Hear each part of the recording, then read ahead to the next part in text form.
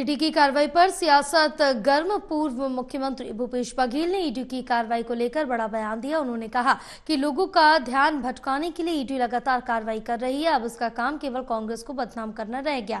भूपेश बघेल ने चुनौती देते हुए कहा कि अगर हिम्मत है तो दिल्ली में बने कार्यालय का भी हिसाब पूछ ले, बीजेपी से भी सवाल करे, कांग्रेस से ही पूछेंगे क्या? ईडी की लगातार हो रही कार्रवाई को लेकर कांग्रेस और बीजेपी के बीच जुबानी जंग तेज हो गई है। कि जो बात हम लोग कह रहे थे, डिस्टिलर पे कार्रवाई क्यों नहीं हो रही है, मैं मीडिया के सामने भी बोलता था और हाउस में भी बोला।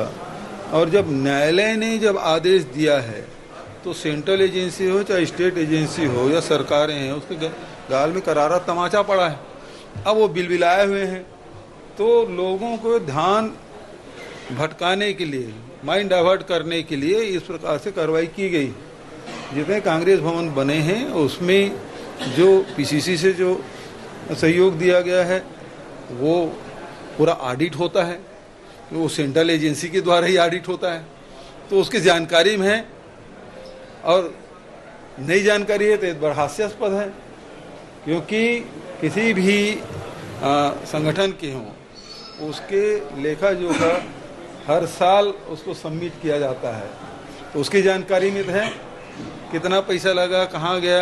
अब ये लोगों के ध्यान भटकाने के लिए यही काम तो ईडी आईटी का रह गया है कि कांग्रेस को बदनाम करो। और अब हिम्मत है तो मैं तो ही पूछ रहा हूँ कि दिल्ली में जो बना है झंडे वाला में, उसका हिसाब पूछ ले थोड़ा सा। उस दिन भी बोला था यहाँ एक आदमी पर्सन में थोड़ा सा किराया ले रहे हैं, 1 रुपये फीट में जमीन लेके, उसका थोड़ा हिसाब पूछ ले। उसको तो नहीं पूछ पाएंगे।